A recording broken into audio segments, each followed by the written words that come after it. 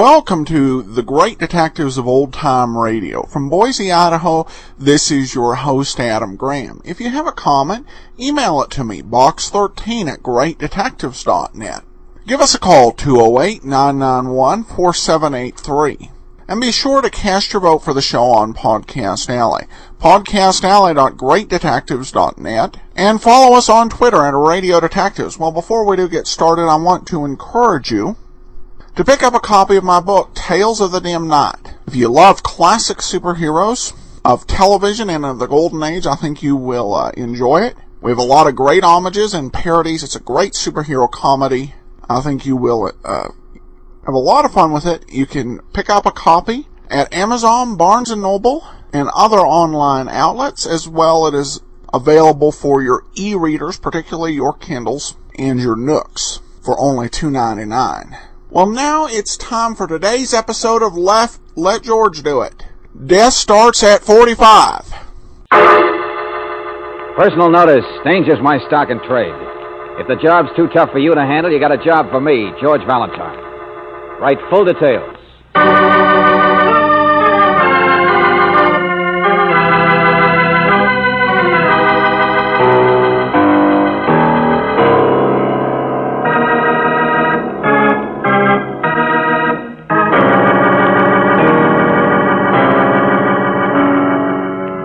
Standard Oil Company of California, on behalf of independent Chevron gas stations and standard stations throughout the West, invites you to Let George Do It.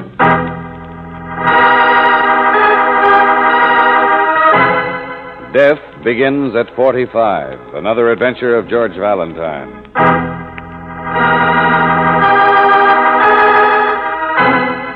My dear Mr. Valentine, you have never seen my name, Wendell Mason, as a byline on stories or articles, unless it's been in a garden magazine or perhaps a filler in the newspaper. You see, I am a writer, but I've never found a big enough story until now. But, Mr. Valentine, I have run across a grain of pepper in the midst of sugar, a black icicle in the midst of sunshine. In the midst of one of our most exclusive, quietest suburbs, what have I found? A criminal. One of the blackest criminals in all America. What is he doing in River Vista?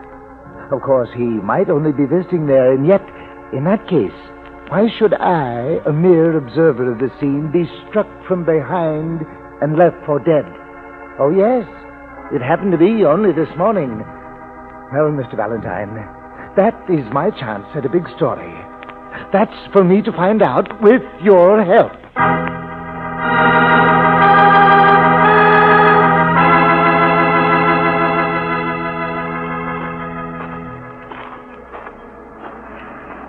Well, Brooksy, this is where the character said to meet him, the city limits. There's the sign across the highway. Just about as fancy as everything else in River Vista. And as sleepy. Some lovely homes, though, I guess, farther upstream. I'm happy right here. Flowers and sunshine. George, look at all the trees in blossom down by the bank. Yeah. Should have brought a radio. Yeah. I could listen to a ball game. Oh, there are other things to do in the spring besides baseball, aren't there? Track season's getting underway. All right, stick to business. No, Angel, it's just that this is the craziest rendezvous point I ever heard of. And it's 2 o'clock, like the letter said, only what do we see?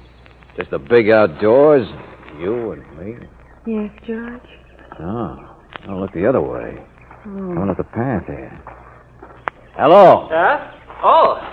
Good morning. Good afternoon. It's a pleasant day, isn't it? Yes, it certainly is.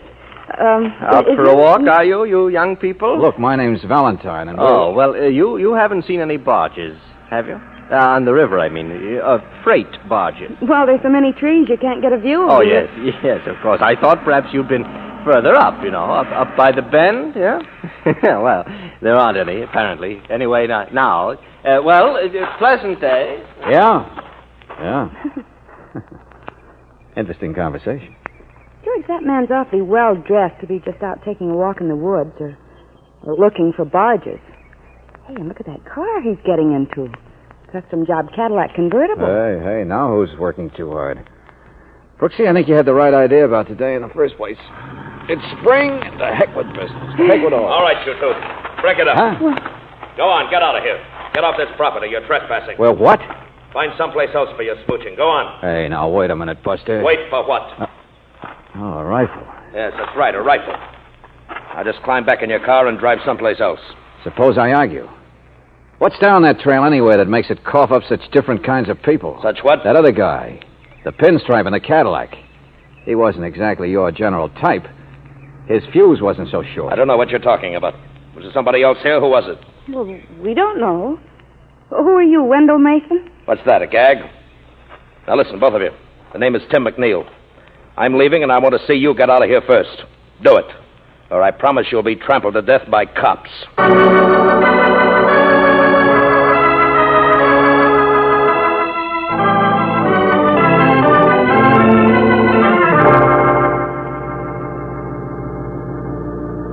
McNeil's car's turned now, hasn't it? Heading into town? I think so, George. He's going awfully fast. Okay. George! Relax. We're just going back to see the birds and the bees, that's all. Trampled to death by cops, huh? We're going to find out what that guy McNeil was talking about.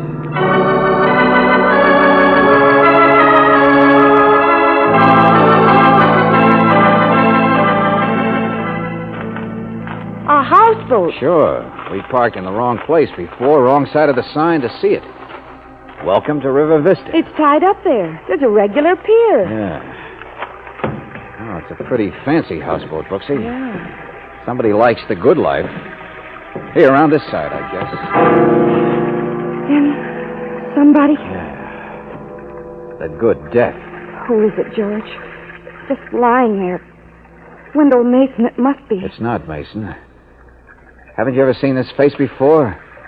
Rocco Banyan. Rocco yeah, Banyan? He's big, all right. One of the biggest criminals in America. I guess he's been dead since yesterday. Huh? Oh. Excuse me, did I keep you waiting, Mr. Valentine? I'm your client. Well, Mason. So now you show up. Oh, yes. It's quite a story, isn't it? I told you it was quite a story. Well, aren't you glad you came?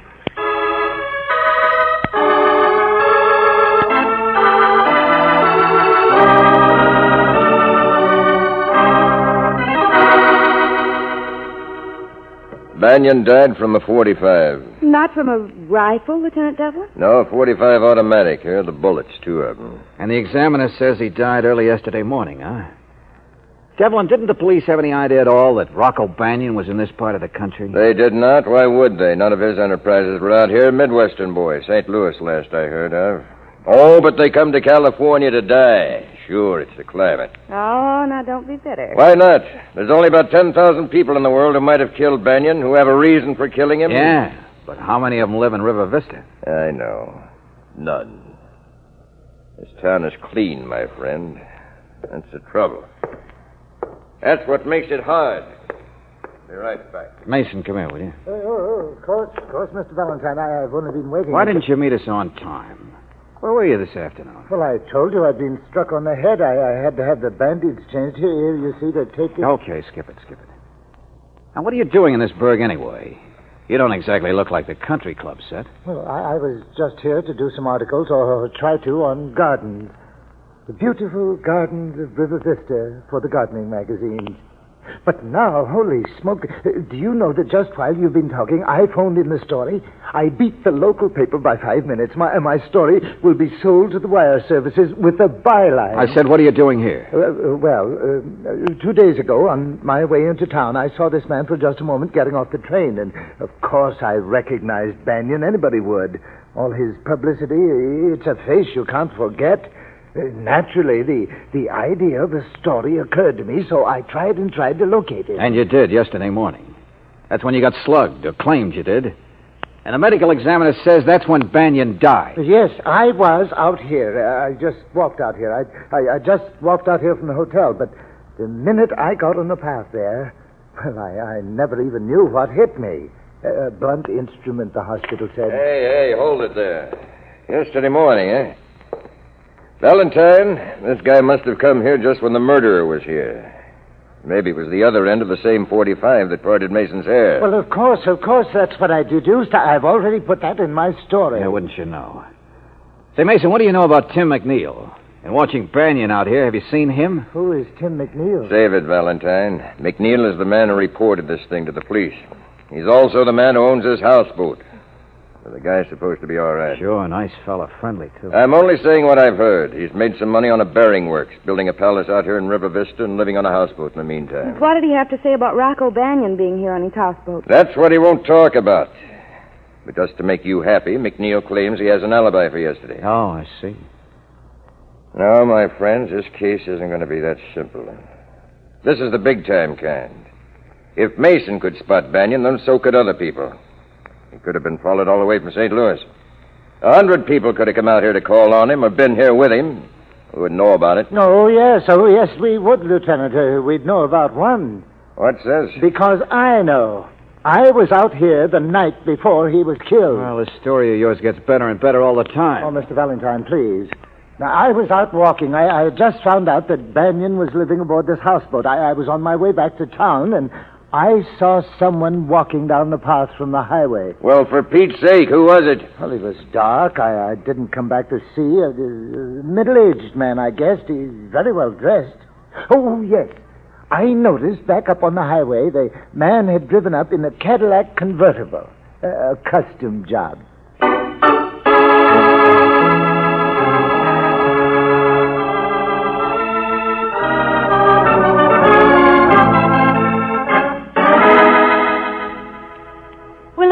It's our car. Now, wasn't it clever of you to remember the license plates, Mr. Valentine? I'd like to use your telephone, Mrs. Reed. Hey, it's right there in the library, Lieutenant. The maid will show you. Never mind. I'll get it. Thank you. Well, go on. Tell me the rest of it.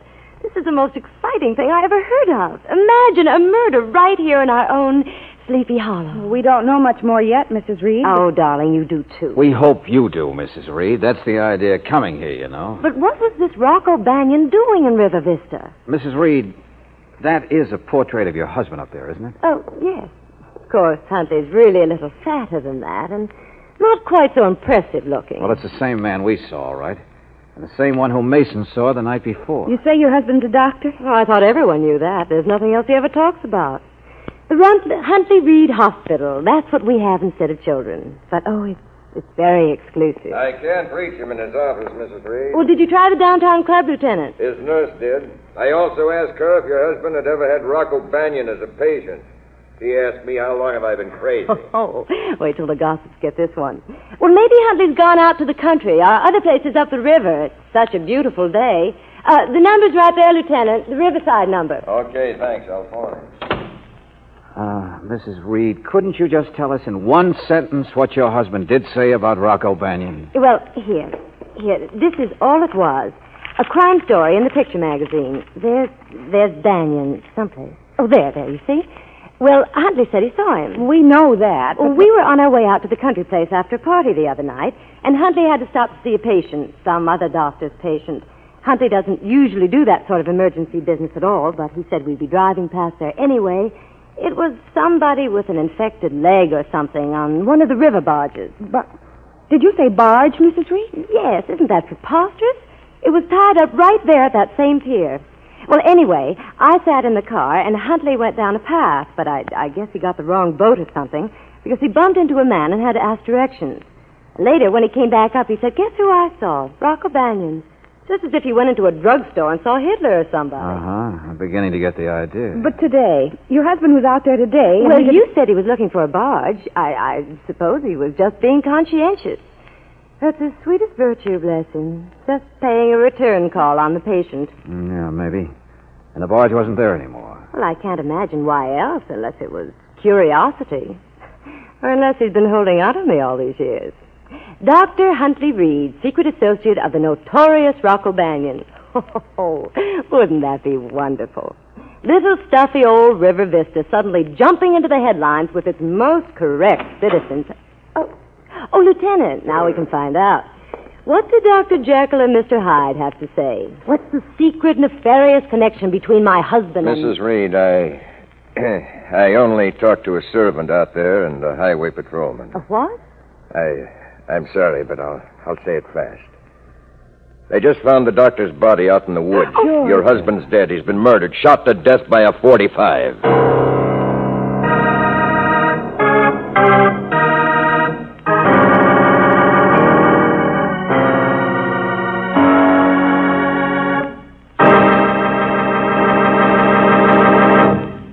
We'll return to tonight's adventure of George Valentine in just a moment. There aren't many of us who can say, tomorrow morning I'll go out and buy a brand new car, just like that. But it's so easy for you to get and keep that new car feeling with the car you're driving now. How do you do it? Just by using Chevron Supreme gasoline. Most raw gasoline contains impurities that form engine-sticking gum, and few things can rob a car of its power faster than gum. Chevron Supreme is the gasoline that's super refined to eliminate gum. Try a tankful. You'll see why we say it gives you that new car feeling. Better starting, better pickup, new power on hills, full mileage in the kind of driving you do. Ask for super refined Chevron Supreme at standard stations and independent Chevron gas stations where they say and mean we take better care of your car.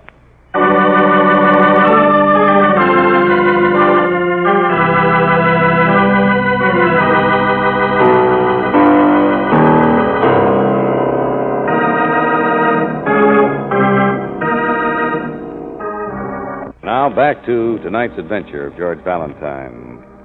Death begins at 45, and so far, a 45 has been the death of two men. Rocco Banyan, a big-time gangster, and Dr. Huntley Reed, the most dignified physician in the peaceful suburb of River Vista. If your name is George Valentine, you know that this one won't be easy to tie together. No more connection than between the houseboat on which Banyan was killed and the barge which Dr. Reed supposedly visited a day or two earlier. Because now the police have located that barge at the next town down the river, and the last thing it seems to carry is information. Murder? No, that's bad. Yeah, that's too bad, really. Read it to him, Percy. All right, George. And the police have definitely proved that it was the same gun, the same caliber .45 automatic that must have been used to kill both men. That's too bad. Well, it's been right in the newspaper for the past half hour. Here's the rest. According to Mrs. Reed's account, her husband only saw Rocco Banyan for a short moment. As she sat in the car that night before the first murder, Dr. Reed walked down toward How the about pier. that part, friend? What What was your barge doing at that pier that night anyway? Well, that's an easy place to tie up. You see, my leg here was infected, and it was an easy place for the deckhand to go on the shore and telephone for the doctor. He came back to see you again a day later, and you were gone. Sure. I got a cargo to think about, and my leg, she's better, so we go the same night. Come on, Valentine. This is a waste of time. No luck with the deckhand? No possible connection here with Banyan. Another dead end. All we do is confirm Mrs. Reed's story about her husband that night. Yeah, I know. So there's only one thing to do, isn't there? McNeil? Yeah, McNeil.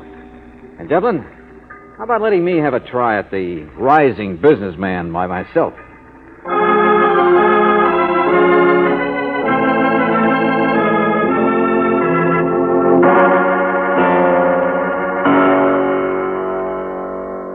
I've got an alibi, Valentine. I wasn't even out here those 2 or 3 days. Not so perfect an alibi, McNeil. Staying in town in a hotel, partying with friends. You still might have had a chance to get out here and kill Banyan. There was somebody with me all the time. There was what? I said all the time, every minute. Yeah, sure, I saw the list. You were with various respected citizens all the time. But a guy isn't normally that sociable, is he? Unless he sets it up that way. Why were you so nervous? Who'd you expect? Nothing, I wasn't. Why was Rocco Banyan staying in your houseboat? Okay, shall I do a little guessing? Shall I talk about a rising businessman who's made a little money and come out to build a home where the rich people live? It's a nice place out here. The climate Notice is you good. can't take your eyes off the newspapers over there. You don't like being mixed up in all this, do you, McNeil? Well, look at that stuff. The big shot gangster. And the doctor, how does he tie in? He's respectable. How should I know? Punks who write that stuff, this beagle-nosed Mason, whoever he is. Let's get back to Rocco Banyan.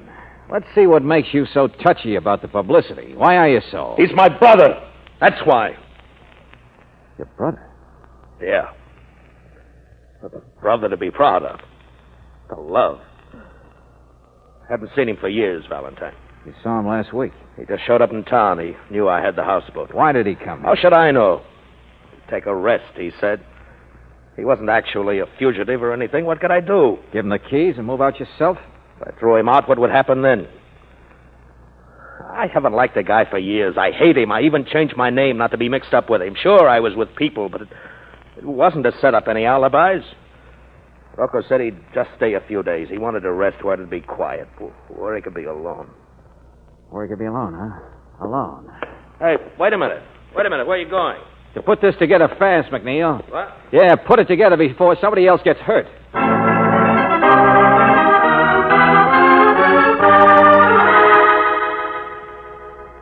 Hurry up and connect me with that number, will you, operator? Valentine, will you Hello? please? Hello? Hello, Mrs. Reed. This is George Valentine. Oh, I'm so glad you called. Have you found anything? Mrs. Reed, look, I'm in a hurry. Please listen. The other night when you were with your husband and you waited for him in your car parked under that brightly lighted sign, did you see anyone at all? No, of course not. Well, did your husband? Did he mention seeing anybody besides Banyan? Aside from his patient and the deckhand or whatever it was? That's right, on the houseboat. Let me see. I don't remember exactly. I don't think so, but... Well, Mr. Valentine, naturally, at the time, we didn't think anything was important. All right, never mind, Mrs. Reed. I think your husband may have been killed because he saw someone besides Banyan there. Or at least because that someone thought your husband saw him. I don't understand. Mrs. Reed, are you alone in your house now? Well, yes. The servants went to the movies. If your husband was killed because he'd been a witness to something, you must be on the list, too. So lock the windows, will you, lady? We're coming right out. George. Will you buy it, Devlin? Yep. Only, brother, you left out something. Story in the paper. I know. A murderer thinks in a straight line. 1, 2. First kill Rocco Banyan, then knock over the doctor because he might have seen you. Yes, it's the only way it makes sense. Even if the murderer didn't notice Mrs. Reed waiting in her car, this newspaper told him she might be another witness. Practically told him he'd better play safe and get rid of her, too. All right, what are we waiting for? Let's go.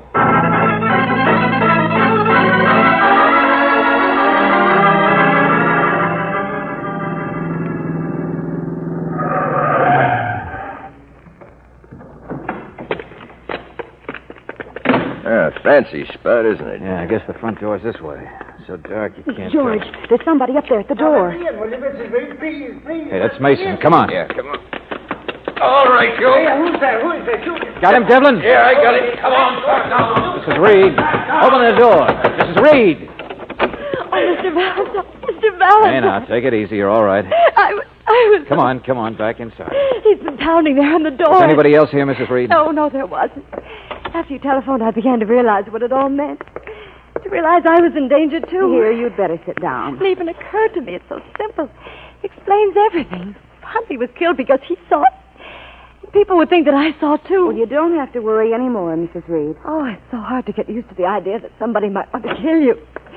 You never even think such people exist. Okay, Valentine. Here's our man. Well, Mr. Valentine, I didn't mean He any tried harm. to get in. It's the stories, that's all. Just my stories. What do you mean? Well, Mr. Valentine, I wrote too much. I said too much in my stories. So I came out here to warn Mrs. Reed. Now, listen, my I friend. had written it. It was so obvious, and yet I hadn't seen it myself. It's been in the paper since noon. Mrs. Reed's name. About being out there with her husband that night. I was afraid my writing it might have got her killed. You mean... Yeah, that you- Devlin, it's turning into a chorus, isn't it? We're all catching on at once, all solving it the same way. But all our figuring of the how and why of the murders doesn't help us with the who, does it? No. Come on, Mason. I want to talk to you some more. In there. Hey, would you take some notes, Miss Brooks? Oh, sure, Lieutenant. I feel a lot safer now that you're here, Mr. Valentine. Yeah, okay. Mason had a point, don't you think, Mrs. Reed? The murderer must have seen a paper at noon. Well? Well, Mrs. Reed, it's nighttime now, and you've been alone and accessible a lot of the time since noon. To the murderer, that is. Oh, don't remind So me. if it's true that the only reason for killing respectable people is because they had the misfortune to be near Rocco Banyan once, well, then, why aren't you dead? What? Do you always say such charming things to people? Mrs. Reed, I know it's a shot in the dark, but why haven't you been shot in the dark in all this time? Why haven't you? Because Mr. Banyan's little friend with the .45 has such atrocious aim, perhaps. Because he ran out of bullets. How should I know? There was plenty good aim that killed Banyan, lady, and then killed your husband the next day. Yes, my husband. You're being very considerate. Sure, it was simple murder. 1-2. The big-time gangster with a few thousand enemies, and then the innocent bystander from the clean little town. Only why haven't you been killed, too? Will you please stop? Will you Mrs. Reed, you cooked up a murder scheme that's 50 times as cold-blooded as anything Banyan's 10,000 enemies ever could think of. I don't know anything about Mr. Banks. I only saw his picture in a magazine once. Yeah. Yeah, sure, you saw his picture in a magazine, all right. But your husband saw him. I guess that's what gave you the idea, wasn't it? I'm not filled with ideas And it like would have you worked are. so beautifully. The police could look for years for Banion's killer. Only, why weren't you killed, too? Unless you're the murderer yourself, Mrs. Reed. Unless the whole thing is upside down. Unless it isn't a 1-2 case. No, it's very neat, very neat. This time, 2 comes first. Rocco Banion was killed a whole day before my In husband. order of importance. Now, suppose you wanted to get rid of your husband. And suppose one night he happened to see a famous gangster in town. Boy, what an opportunity. At least if you're cold-blooded enough to be able to go out and just shoot that gangster. No, I didn't. You're It lying. made a perfect murder, didn't it? Because then you can wait until the next day and kill your husband without anyone ever guessing that the chicken came first instead of the egg. I didn't do it. I didn't. Okay, Mrs. Reed. Maybe I'm wrong.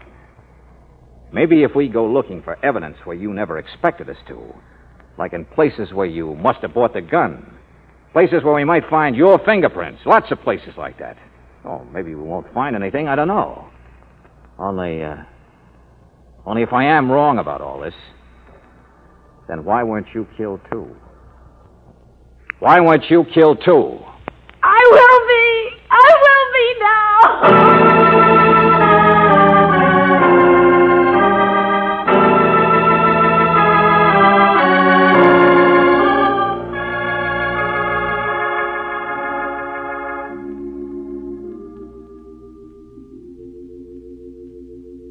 Mrs. Huntley Reed. Member of all the best clubs. One of the wealthiest women in River Vista. Charming hostess. And she talked too much, Brooksy. Maybe we should have caught on earlier, I don't know. The despairing way she rattled off about her husband. And now it seems she's been wanting to kill him for years. Oh, but George, lots of women talk that way about their husbands. It doesn't necessarily I know they mean... do. That's the trouble. What? Oh, you mean... Well, lots of women don't, George. Mm-hmm. Depends on the personality, I suppose. Huh? Oh. You think I'm going to rise to that bait? You're crazy. Mm-hmm. If you think I'm going to say I wouldn't say nasty things about you, you're crazy. If you think...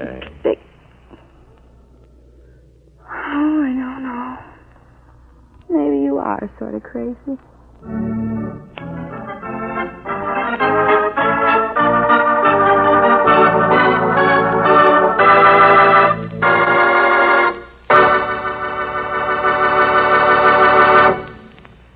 If you've already discovered that new car feeling by using super refined Chevron Supreme gasoline, why not take it one easy step further for that new car look?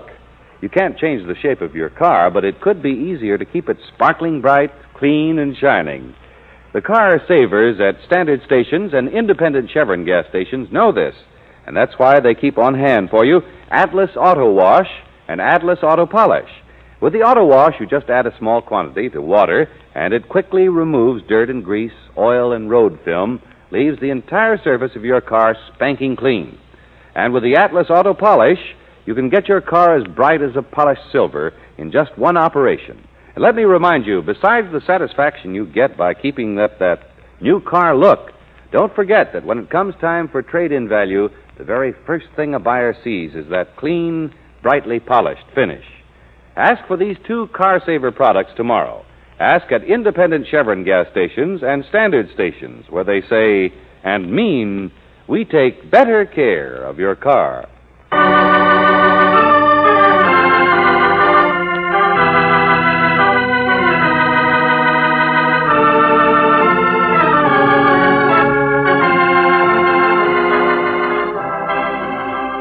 Tonight's adventure of George Valentine has been brought to you by Standard Oil Company of California on behalf of independent Chevron gas stations and standard stations throughout the West. Robert Bailey is starred as George, with Virginia Gregg as Brooksy. Let George Do It is written by David Victor and Jackson Gillis and directed by Don Clark. Pat McGeehan was heard as Lieutenant Devlin, Bob Griffin as Mason, Bill Conrad as McNeil, Doris Singleton as Mrs. Reed, and Larry Dobkin as Reed. The music is composed and presented by Eddie Dunstetter. It's a fact that anyone can develop cancer, but it's a fact, too, that we're not just going to sit back and do nothing about this serious disease. Join the 1950 Cancer Crusade. Help science, help you. Mail a generous contribution today to Cancer, care of your local post office. Remember, we must all strike back. This is John Heaston reminding you that although daylight saving time will go into effect next week, you will hear Let George Do It at the same time on this same station. This is the Mutual Don Lee Broadcasting System.